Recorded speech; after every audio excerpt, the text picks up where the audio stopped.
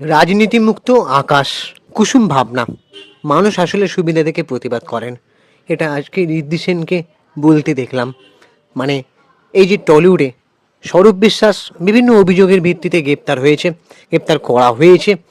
এই যে স্বরূপ বিশ্বাসের বিরুদ্ধে আগে পদক্ষেপ নেওয়া যেতে পারতো, কিছু জিনিস আগে আটকানো যেতে পারতো, এমনটা ঋদ্ধি সেন উল্লেখ করেছেন। বহু বছর ধরে অনেক পরিচালক, শিল্পী, বিশেষত যাদের সাক্ষাৎকার সচরাচর কেউ নেন না বা যারা ভুগেছেন, ভয় দেখিয়ে চুপ করিয়ে রাখা হয়েছিল। আবার মানে কাজ পেতে দেওয়া হয়নি বা বিভিন্ন টাকার কেলেঙ্কারি, এমন অনেক ঘটনা। এই যে ইন্ডাস্ট্রি তাকে এতটা ক্ষমতা বিস্তার করার সুযোগ মানে তাকে কে দিয়েছিল এবং কেন দিয়েছিল, এমন প্রশ্ন কিন্তু ঋদ্ধি সেন তুলেছে। প্রায় 15 বছর ধরে এই ক্ষমতার আস্ফালন ঘটলো। একটা গোটা ইন্ডাস্ট্রি কেন মেনে নিয়েছিল তাকে? কেন আজকে যে গোটা মুখ খুলছে, দেব থেকে শুরু করে অনেকে, অনির্বাণ ভট্টাচার্য থেকে শুরু করে অনেকে, কিন্তু একটা সময় তারা কেন তাকে জায়গা দিয়েছিল? এই প্রশ্নটা আমি আগেও ভিডিওতে বললাম, এখন দেখলাম ঋদ্ধি সেনও বলেছে। কেউ মেনে নিয়ে চুপ করে নিয়েছিলেন। ইন্ডাস্ট্রির প্রভাবশালী মাথারা শুরুতেই স্বরূপ বিশ্বাসের বিরুদ্ধে প্রশ্ন তুলতে পারতেন, যারা প্রভাবশালী মাথারা। তিনি চলচ্চিত্র জগতের লোক নন, কোনো কার্ড নেই, কোনো ছবি শুটিংয়ে ফ্লোরেও পা রাখেননি। তিনি কি করে কলাকুশলী বা চলচ্চিত্র জগতের মধ্যে নিয়ম তৈরি করে দিতে পারেন? মানে তিনি ঘুরে কোথাও দেখেননি বলে খবর, যে দেখতে হবে কোথায় কি প্রবলেম আছে, সেই প্রবলেমটা সলভ, তেমন না নিয়ম তৈরি করে দেওয়া, টাকার কেলেঙ্কারি, এমন অনেক অভিযোগ উঠে এসেছে। এটা আমি বলছিলাম, এটা গোড়াতেই উচ্ছেদ করে দেওয়া যেতে পারতো।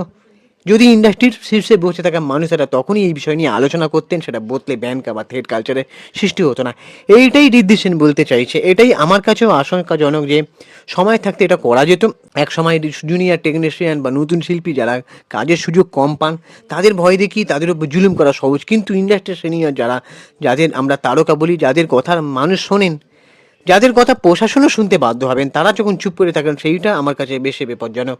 তখন বোঝা যায় যে আজ একজন স্বরূপ বিশ্বাস গ্রেপ্তার হলেন, পরবর্তীকালে আরও একজন স্বরূপ তৈরি হলে তারা সেই ব্যক্তির ভয়েও চুপ করে থাকবেন আগামীতে।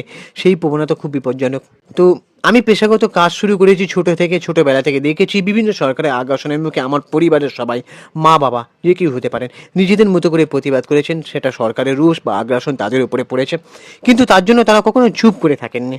কারণ তারা কোনো লাইফস্টাইলের সঙ্গে মানিয়ে নিতে পারেন, কারণ জীবন থেকে তাদের বেশি আকাঙ্ক্ষা নেই, বেশি চাহিদা নেই। আজ্ঞাতনের মুখে পড়লেও প্রতিবাদ জানানো প্রয়োজন, সেখানে তারা সেটাই করেছেন। চাইলে অনেক কিছু করা যায়।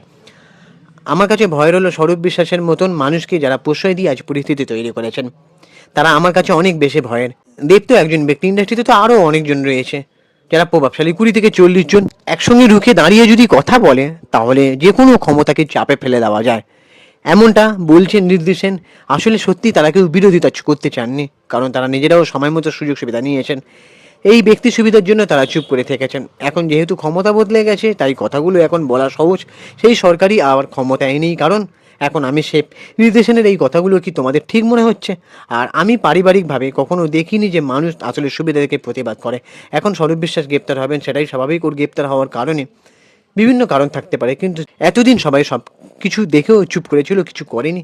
এটা অনেক আগেই হতে পারতো যে রাজনীতি মুক্ত হয়ে যাবে ইন্ডাস্ট্রি, কোনো কিছুই কিন্তু রাজনীতি মুক্ত হয়নি। সুতরাং এটা আকাশ কুসুম ভাবনা, এমনটা ঋদ্ধি সেন বলছে। তো তোমাদের এই ঋদ্ধি সেনের কথা শুনে কি মনে হচ্ছে, যে ঠিক কিনা? আমারও কোথাও গিয়ে মনে হলো, হ্যাঁ, এই যে ক্ষমতা যখন দেওয়া হচ্ছে তখন তারা চুপ ছিল কেন? এই প্রশ্নটা কিন্তু বারবার থেকে যাচ্ছে। আর দেবদা বিভিন্ন জায়গায় বলছে যে সৌরভ বিশ্বাসের নামে আগেও তিনি প্রতিবাদ করেছেন দলেতেও, আমি সেটা নিয়ে কোনো সন্দেহ নেই। কিন্তু দেবদা নিজেও রাজনীতিতে ছিলেন, এটাই সব থেকে বড় প্রশ্ন। তিনি বারবার, দেবদার যে হার্ডওয়ার্কিং, দেবদার যে স্ট্রাগল করা দেখে মানুষ তাকে সাদরে অ্যাকসেপ্ট করেছিল, নায়ক বানিয়েছিল, হিরো বানিয়েছিল। তো সেই দেবদা কি করে সেই জনগণের তৈরি করা জনপ্রিয়তা সেটাকে রাজনীতিতে ব্যবহার করতে পারেন? এখন হয়তো বলবেন নাকি জোর করে আনা হয়েছিল, তে অনুরোধ রেখেছিল। না ভাই, কেউ কাউকে জোর করে কিছু করাতে পারে না, এটা হচ্ছে প্রশ্ন। আর সব থেকে বড় কথা হচ্ছে, এখানে অনেকেরই দোষ আছে। প্রসেন চ্যাটার্জিকে শুরু করে অনেকের দোষ আছে। তারা কেন একজনকে ক্ষমতার দিয়ে রেখেছিল? যখন দেখো, সেটা বলছি না, এখানে সবাই যখন কথাটা বলছে যে রাজনীতির মানুষ তার সিনেমার লোক নয়, সে কোনো কার্ডও নেই, তাহলে কেন তখন মেনে নিয়েছিল? কেন আজকে যখন তারা চাপে পড়ছে তখন তারা এক এক করে মুখ খুলছে, মানে যখন দেখছে সরকার বদলে গেছে কেন। আর একটা কথা, দলটা যদি জিতে যেত, আগে যে দলটা ছিল ক্ষমতায় সেই দলটা যদি জিতে যেত দেবদা, তাহলে তখন কি বলতো। ওইদিকে প্রমোদ চট্টোপাধ্যায় উনি বলছে নাকি যে উনি রাজনীতির প্রচার করেছে, যেহেতু টলিউড ইন্ডাস্ট্রিতে যে জিনিসটা হচ্ছে সেটা যাতে বন্ধ করার একটা জায়গা নাকি চেষ্টা করেছেন, তাই তিনি নাকি রাজনীতি প্রচারে গেছেন। এদিকে দেবদা বলছেন যে তৃণমূল যদি জিততো তাহলে স্বরূপ বিশ্বাস আরো পাওয়ার পেয়ে যেত, তাহলে কার কথাটা বিশ্বাস হবে, মানে সবার কথার মধ্যে একটা দ্বন্দ্ব রয়েছে। তো একটাই জিনিস আমরা জানি যে সিনেমা ব্যক্তিত্ব শিল্পী হিসেবে থাকা উচিত, তার রাজনীতিতে যোগদান করার কথা নয়। সেটা এত কষ্ট করে মাটি থেকে মিশে যারা বড় হয়েছে তারা বিশ্বাস করে। তো জনপ্রিয়তাকে ভাঙিয়ে সাধারণ মানুষকে বোকা বানিয়ে বেশি দিন চলা যায় না, এটাই হচ্ছে মেন কথা। এবার তোমাদের কি মতামত তোমরা অবশ্যই কমেন্ট করে জানাও।